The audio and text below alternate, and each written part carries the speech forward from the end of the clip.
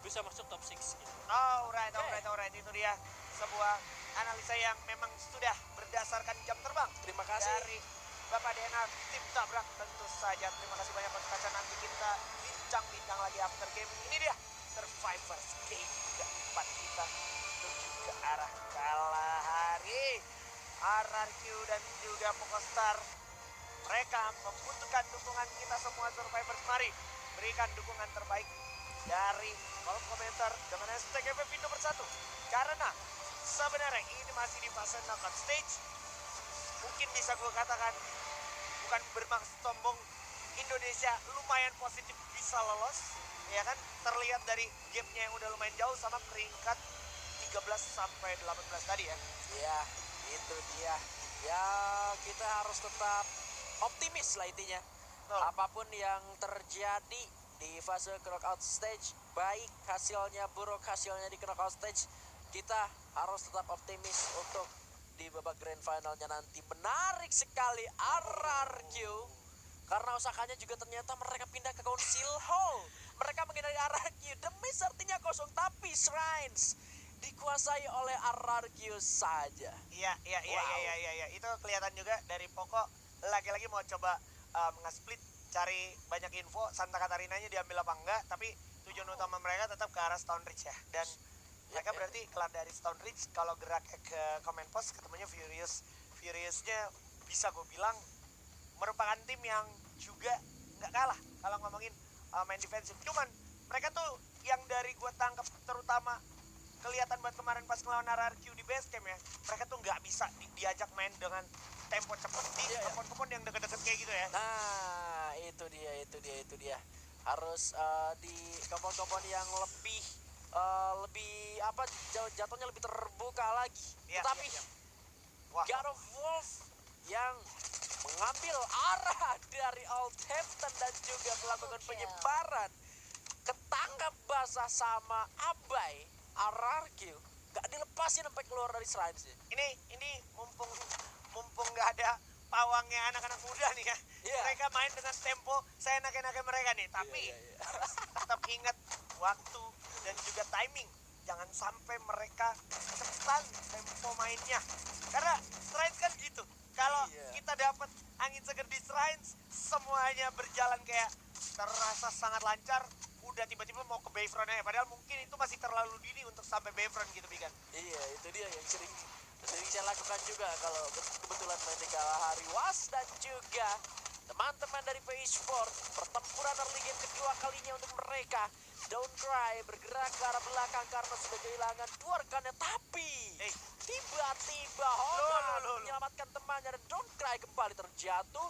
Hongan berpindah tempat dan akan menghindari pertempuran bersama dengan Was, karena ternyata si Triple G juga tiba-tiba datang menuju arah Bayfront. Begitupun dengan Laut yang sudah mengirim cawan untuk memantau progres pertempuran yang terjadi antara teman-teman dari Was dan juga PI Sport. On Fire menangkap satu orang dan akhirnya dari Was yang akan dipukul mundur dari arah Bayfrontnya itu sendiri. Jujur aja gue ngeliat mainnya Was nih udah lumayan desperate banget sih. Lu kemana aja gak jojo ketemunya musuh yang kurang lebih sama kayak round-round sebelumnya. Dan gue suka banget cara CGGG membaca situasi, membaca karakteristik main dari lawan-lawannya yang ada di lower table.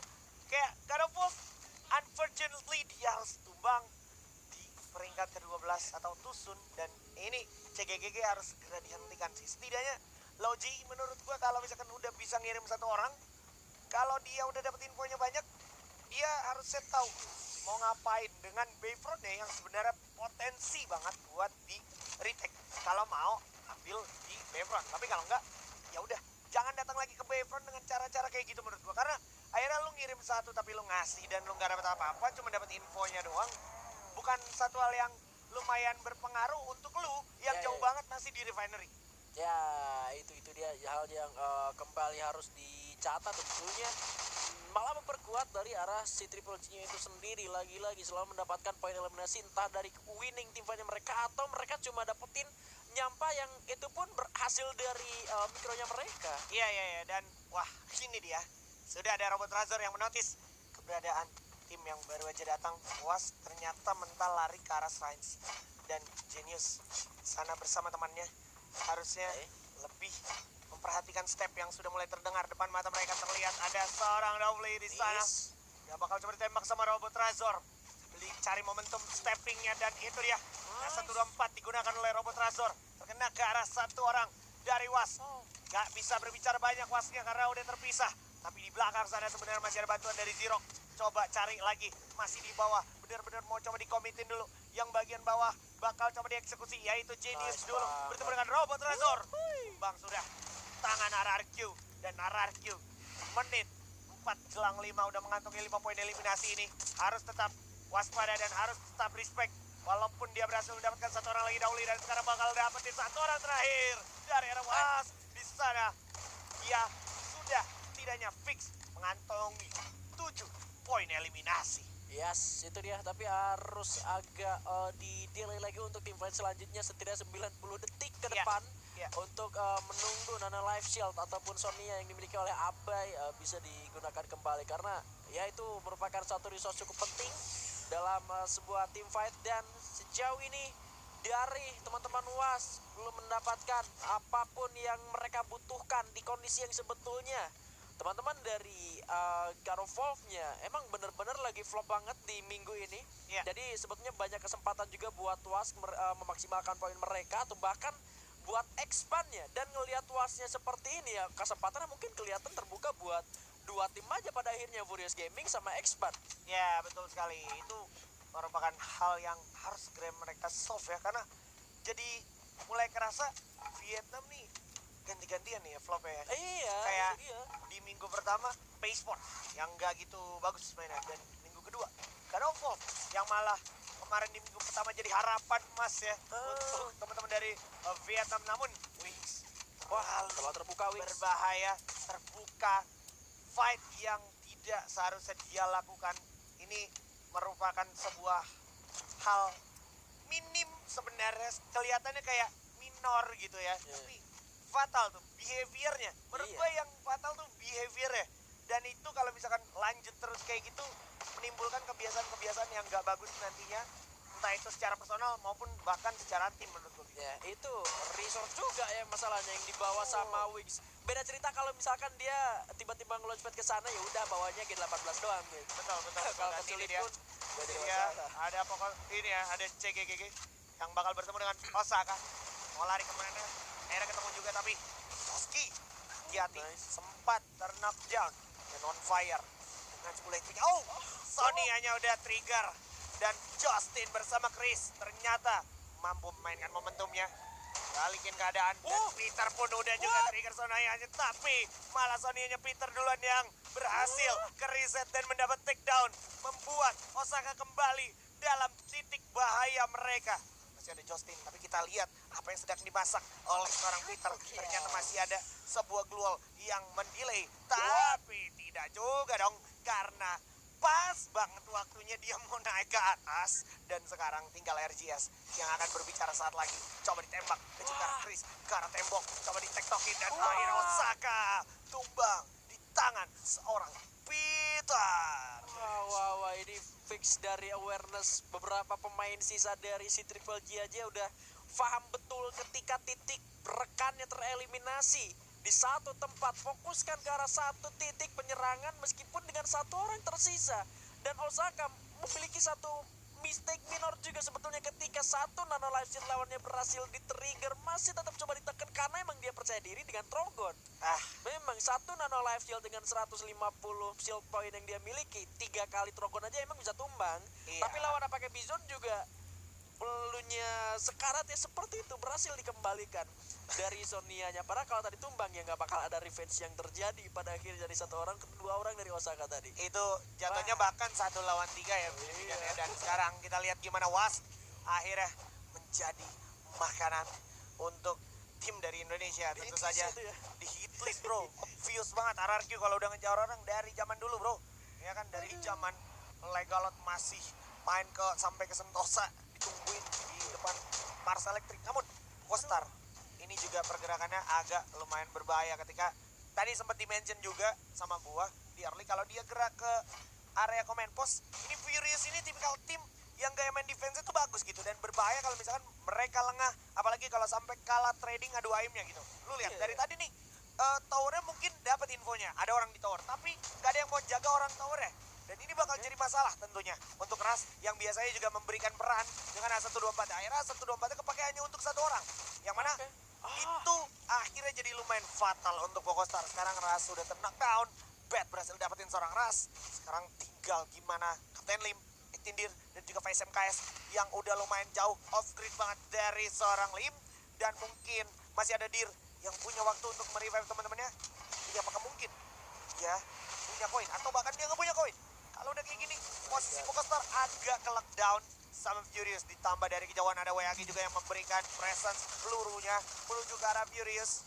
Ini Furious juga pasti bakal mempertimbangkan apakah dia masih layak untuk dilanjutkan perangnya atau tidak. Karena Kapten Lim ternyata selamat dari genggaman dan malah jadi Furious Gaming yang mengurung diri. Tapi itu hanya sebuah jebakan untuk Bat, supaya Bat bisa leluasa menggunakan snipernya.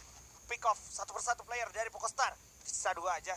Dan ternyata di sisi lain ada Nero berhasil menghidupkan kembali teman-teman dari PI Sports Division. Agak sulit juga kalau ngelihat Furious Gaming secara positioning memang terpisah satu persatu, tapi itu jadi hal seperti yang lu bilang tadi, secara pertahanan dimiliki oleh Furious Gaming. Masalahnya ketika 4 pemain dari Pokostars, kalau misalkan mereka fokus ke arah satu tower aja, yang lain juga nge-spraynya dari kejauhan 3 orang sekaligus. Betul. Kalau ke arah vending mesinnya 2 orang ya ke-spray dari tower, ke-spray dari menara paling tinggi dari command postnya itu sendiri. Dan kebetulan di saat bersamaan ketika Pokostarsnya masuk, posisinya emang udah berjauhan dan kena tembak masing-masing satu persatu playernya.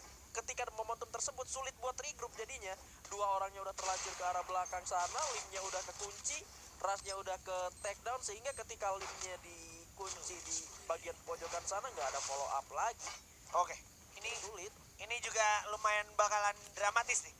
Akhirnya Rivalry bakal jadi titik kumpul dari 3 tim besar yang mempunyai kapasitas besar juga. EXPS bakal ambil higher ground tertentu dan seorang Dio langsung bakal cari angle tertingginya, tapi Dio sudah dalam pantauan dari Drax. Dan di sisi lain Chosky berhasil mendapatkan ruangan dari Base Sports, sebuah pick off yang cukup big deal. Dan ternyata di posisi seperti ini pun Logi masih bisa memikirkan area bawah dan fokus terhadap expand, membuat expand dari MCPS tidak diizinkan untuk ikut campur. Tapi itu dia The Mighty Tail masih bisa dapat 1 pick off, walaupun memang masih bisa di revive kembali player dari Logi. Tapi kayaknya gara-gara Ryu perang ini, sebenarnya ini bisa banget jadi kesempatan emas untuk RRQ Kazu yang lagi ngebaca pergerakan player-player yang di atas. Ditambah, gua harap mereka nggak salah baca notif kill yang terjadi. Karena kalau misalkan dia salah baca notif kill yang terjadi, dia salah baca step yang di atas ini, dia masuk buru-buru, itu lumayan fatal untuk RRQ Kazu menurutku. Iya, ini dia sebuah kesempatan yang diambil oleh RRQ Kazu juga untuk melewati bagian refinery-nya. Dan zonanya pas sekali ada di bagian bawah. Dari refinery akan memaksa EXP Sports dan juga Loud yang masih ada di bagian refinery ini harus turun dan melakukan team fight. Mau tidak mau, sementara Expand terkena spray down yang begitu banyak dari WAG. Dolphin dengan famasi berhasil menculik 1 pemain dari bagian tower tertinggi command post sendiri. Dan kalau kita lihat bagaimana 1 buah binoculars yang digunakan sudah membaca lawan yang berada di arah depannya. Si Gigi somehow juga ternyata di sana terlihat kawan juga tumbang. Oh my god, one more datang dengan snipernya, tiba-tiba masuk ke refinery. Keputusan yang sangat-sangat mengejutkan. Membuat kali ini EXPS juga kehilangan tempo permainan mereka yang lagi ngelok ke arah lautnya tadi.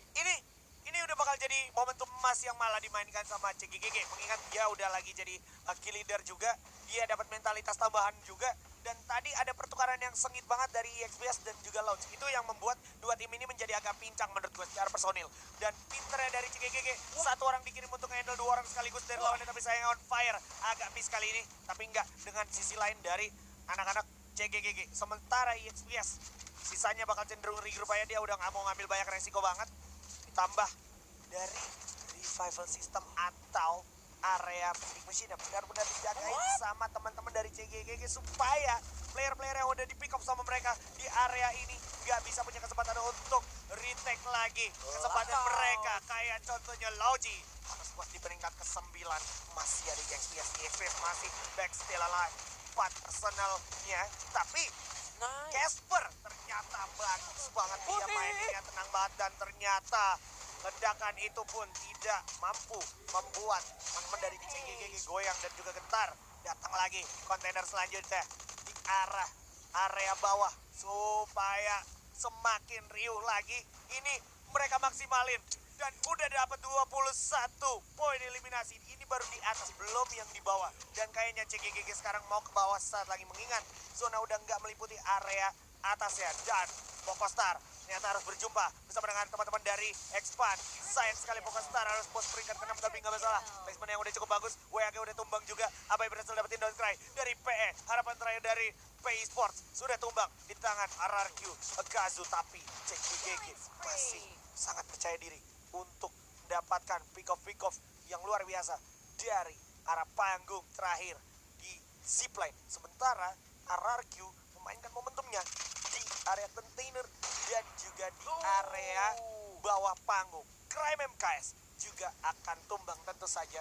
Walaupun dia masih punya order lain, tapi itu dia, hujan peluru masih tetap dilakukan oleh CGGG. Tinggal RRQ melawan CGGG. Ini dia dendam kesumat dari early game, dari map yang berbeda menuju ke map selanjutnya, menuju ke zona akhir. Choski memberikan ledakannya. Ini kalau ngelihat Choski ketemu RRQ ini vibes-nya vibes SEA Games banget. Ya, SEA Games banget. Mereka juga pernah berjumpa di momentum seperti ini. Dan 23 poin eliminasi apakah akan dipatahkan sama teman-teman dari RRQ Gazu? Melihat Tut dan juga Wego udah mendapatkan 1-2 pick off yang sangat luar biasa sekali tentunya. Masih bisa diadu lagi dan Robo Tresor Asala Festa Indonesia. RRQ Gazu mendapatkan nice. Ini dia RRQ Gazu, tidak dengan refineria tapi dengan segala rencana yang lain yang sudah mereka persiapkan. Bukan demi seperti apa yang kita bilang, tapi Shrines dengan tim fight early yang sebetulnya udah cukup baik untuk RRQ Gazu. Mereka tidak ingin masuk ke refinery, tetapi mereka mencari kemenangan tanpa harus melalui